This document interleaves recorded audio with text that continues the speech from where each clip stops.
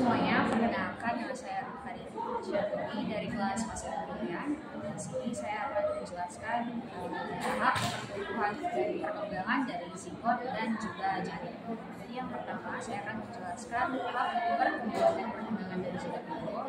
Jadi tahap pertumbuhan dan perkembangan zigot ini dibagi menjadi 3 tahap. Yang pertama itu kita sebut dengan tahap lobular, tahap pembukaan. Dalam ini sel-sel akan mengalami pembukaan meiosis secara berulang kali menjadi 2, 4, 8 sampai 64 sel. Nah, yang kedua itu namanya tahap blastular. Pada tahap ini sel-sel cellula akan mengalami pembukaan diri dan juga blastosol dan juga blastula. Jadi rongga tengah yang ada di blastula itu disebut dengan blastosol. Nah, tahap yang ketiga disebut dengan tahap blastula. Nah, tahap ini itu ditandai dengan pelebukan tubuh embryo dan blastosol.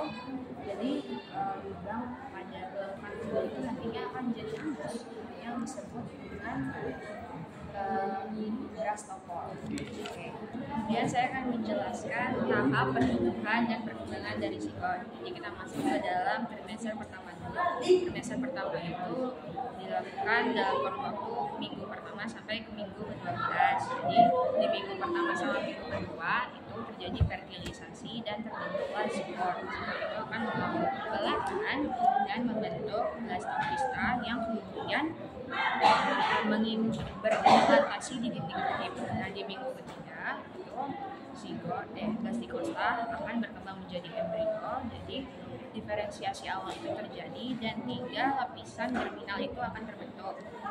Nah, minggu keempat itu sistem saraf mulai terbentuk dengan pembentukan tabung saraf. Jadi jantung itu mulai berkembang dan berdenyut.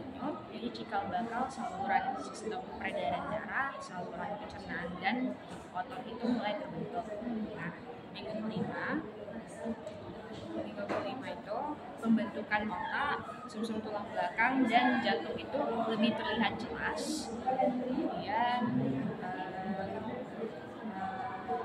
organ dasar seperti hati, ginjal, sama mata itu mulai terbentuk. Nah, di minggu ke-6 itu jantung mulai berdenyut lebih teratur dan lengan serta tungkai itu mulai terbentuk.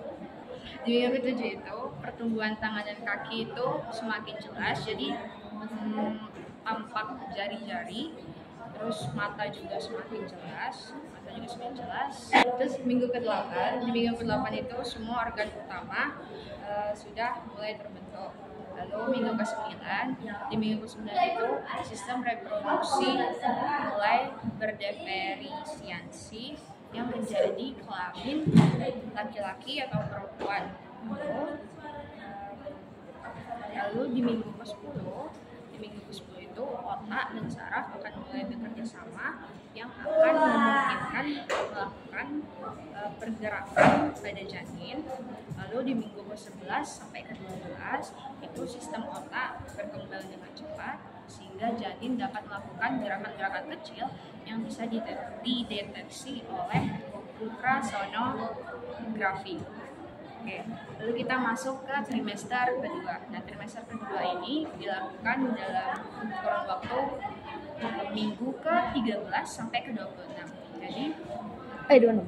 Jadi di minggu ke-13 sampai ke-16 itu janin mulai bertumbuh menjadi lebih besar, lebih panjang. Nah, tulangnya itu semakin lebih keras.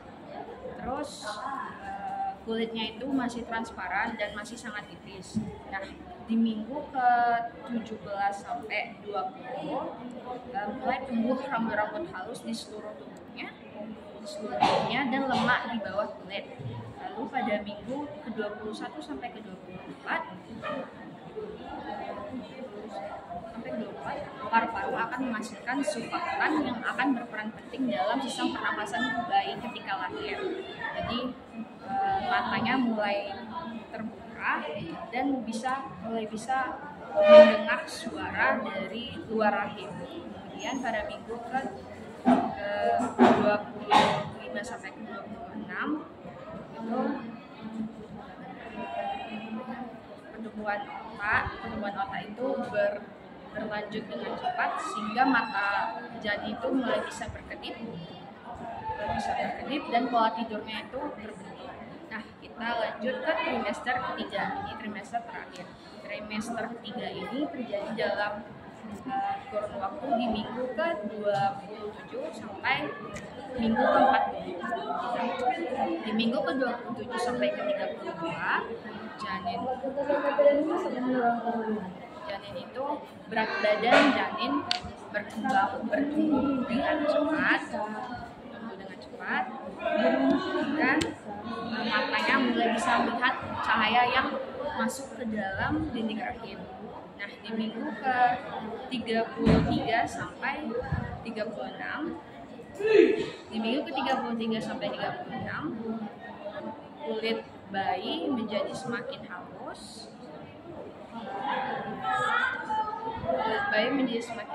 Sistem saraf pusat dan juga paru-paru itu menjadi lebih matang. Nah, kemudian di minggu ke-37 sampai ke minggu ke-47. Jadi di minggu ke-37 itu janin udah di usia yang cukup, jadi organnya itu udah matang. Sirip janin waktu itu organnya akan semakin matang dan sudah bisa dikeluarkan lewat rahim. Oke, jadi sekian, terima kasih penjelasan saya mengenai tahap pertumbuhan dan perkembangan mengenai zigot dan juga janin.